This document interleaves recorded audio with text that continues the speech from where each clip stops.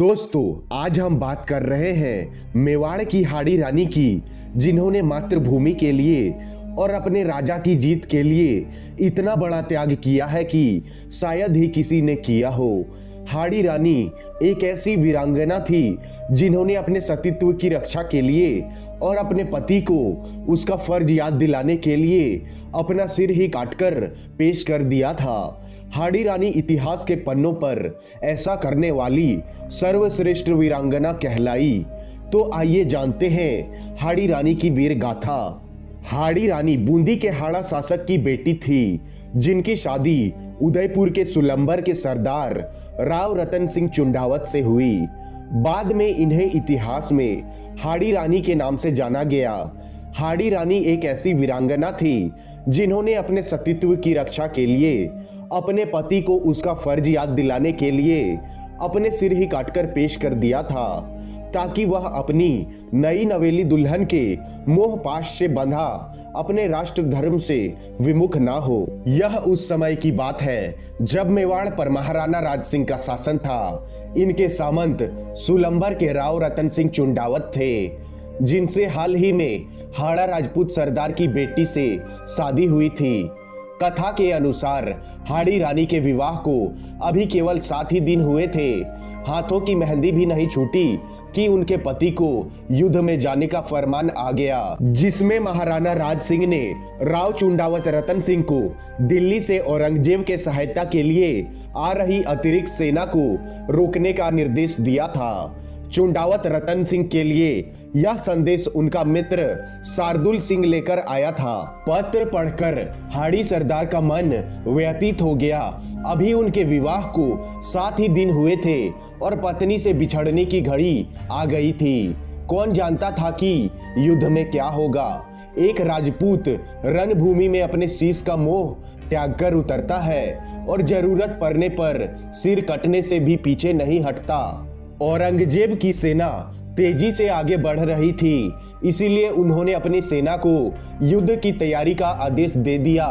वह इस संदेश को लेकर अपनी पत्नी हाड़ी रानी के पास पहुंच गए और सारी कहानी सुनाई। रानी को भी यह खबर सुनकर सदमा लगा, पर उसने खुद को संभाल लिया और अपने पति को युद्ध में जाने के लिए तैयार किया। उनके लिए विजय की कामना के साथ उन्हें युद्ध के लिए विदाई दी। सरदार अपनी सेना लेकर चल पड़ा, किंतु उसके मन में रह रह कर आ रहा था कि कहीं सचमुच मेरी पत्नी मुझे भूल ना जाए। वह मन को समझाता, पर उसका ध्यान उधर ही चला जाता। आखिर हाड़ी सरदार से रहा ना गया। आधे मार्ग से उन्होंने पत्नी के पास एक संदेश वाहक भेज दिया। पत्र में लिखा था कि प्रिय, मुझे मत भूल जाना, मैं लौटकर आऊंगा। मुझे तुम्हारी बहुत याद आ रही है। अगर संभव हो तो अपनी कोई प्रिय निशानी भेज देना। उसे ही देखकर मैं अपना मन हल्का कर लिया करूंगा। पत्र पढ़कर हाड़ी रानी सोच में पड़ गई।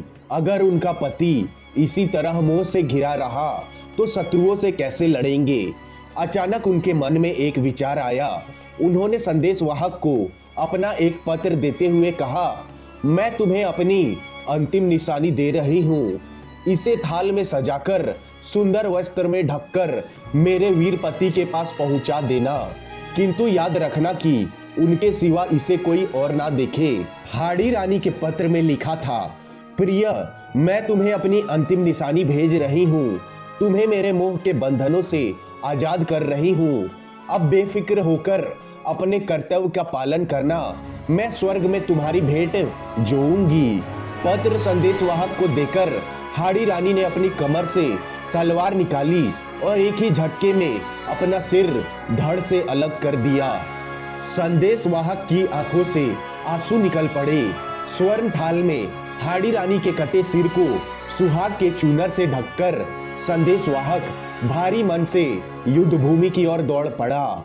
उसको देखकर हाड़ा सरदार ने पूछा, क्या तुम रानी की निशानी ले आए? संदेश वाहक ने कांपते हाथों से थाल उसकी ओर बढ़ा दिया। हाड़ी सरदार फटी आंखों से अपनी पत्नी का सिर देखता रह गया। उसके मोह ने उससे उसकी सबसे प्यारी चीज छीन ली थी। अब उसके पास जीने को कोई कारण नहीं बचा। उसने मन ही मन कहा, प्रिय, मैं अब तुमसे मिलने आ रहा हूँ। हाड़ा सरदार के मोह के सारे बंधन टूट चुके थे। वह शत्रु पर टूट पड़ा, इतना अप्रियतम शौर्य दिखाया था कि उसकी मिसाल मिलना बहुत ही कठिन है। जीवन की आखिरी सांस तक वह लड़ता रहा। औरंगजेब की सहायक सेना को उसने आगे नहीं बढ़ने दिया जब तक मुगल बादशाह मैदान छोड़कर भाग नहीं गया। इस जीत का श्रेय केवल उसके शौर्य को नहीं बल्कि रानी के उस बलिदान को भी जाता है, जो अब तक के इतिहास का सबसे बड़ा बलिदान और अविस्मरणीय है। तो आज के लिए इतना ही। मिलते हैं दोस्तों अगले वीडियो में। तब तक के लिए जय हिंद, जय भारत।